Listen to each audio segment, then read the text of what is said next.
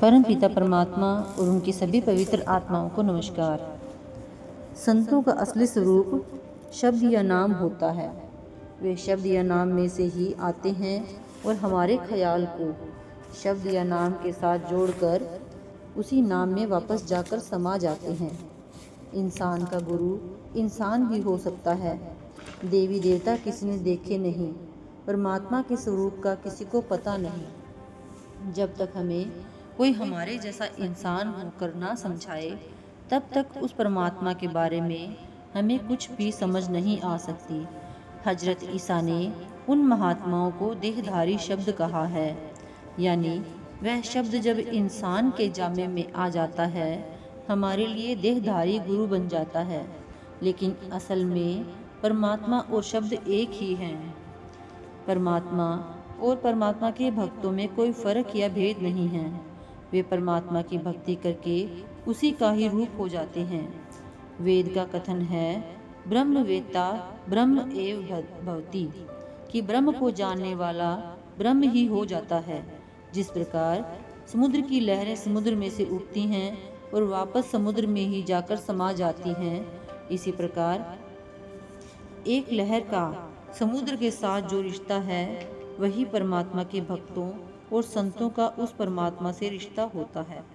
संत उस सतनाम के समुद्र की लहरें होते हैं, जो दुनिया में आकर हमारे ख्याल को शब्द या नाम के साथ जोड़कर, बल्कि हमें साथ ले जाकर उसी सतनाम के समुद्र में समा जाते हैं। परमात्मा जब हमें देह के बंधनों से छुड़ाना चाहता है, तो वह खुद गुरुमुखों के अंदर बैठकर हमारे ख्याल को शब्द के साथ जोड़कर हमें वापस ले जाकर अपने में ही मिला लेता है। गुरु साहिब समझाते हैं कि हमने शरीर के अंदर शब्द की कमाई करके देखा है कि परमात्मा और गुरु एक ही हैं, दोनों में कोई अंतर नहीं। गुरु अर्जुन देव जी फरमाते हैं, गुरु परमेश्वर एक को जान,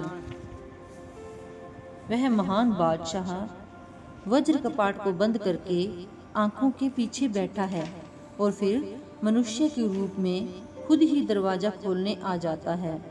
सच्चे गुरु हमें बाहरी रीति रिवाजों में नहीं फंसाते, बल्कि अंतर में शब्द की कमाई करने का तरीका बताते हैं। पूर्ण गुरु हमें अपने शरीर के अंदर ही असली घर जाने यानी सचखंड का रास्ता दिखाते हैं। वह शब्द जो सबका करता है, उसकी साधना ही परमात्मा से मिलाप का एकमात्र साधन है। पूरे और सच्चे गुरु की यही पहचान है कि वह हमारी आत्मा को अनहद शब्द के साथ जोड़ देते हैं। जिसे ऐसा गुरु मिल जाता है, वह अपने अंदर उस शब्द की ऊंची और मीठी आवाज़ को सुनना शुरू कर देता है। वह अनहद शब्द ही अनंत और कभी बंद ना होने वाला ऊंचा और सच्चा संगीत है। वह शब्द ही हमेशा हमारे अंदर गूंजने वाली ईश्वरीय आवाज़ है। सच्चे गुरु अपने सेवक को उस शब्द को सुनने का भेद और तरीका बतलाते हैं। उस अनहद शब्द को अंदर सुनने, उसी में समाने की युक्ति बतलाते हैं। गुरु खुद उस शब्द या नाम के साथ जुड़े होते हैं। वह हमें भी उस शब्द या नाम के साथ जोड़कर परमात्मा से मिला देते हैं। शिष्य का असली रूप आत्मा है, जो अंत में जाकर उस शब्द में ही समाएगी।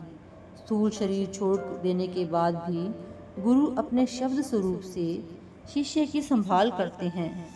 जीवों के लिए गुरु इस दुनिया में शरीर धारण करके उनको परमात्मा तक पहुंचाने का जरिया बनता है और फिर अपना काम पूरा करके उस शब्द में ही जा समाता है। इसी तरह इंसान की आत्मा भी उस शब्द की ही किरण है और किसी सच्चे गुरु को पाकर वह भी वापस उस शब्द में ही जा समाती है। Thank you.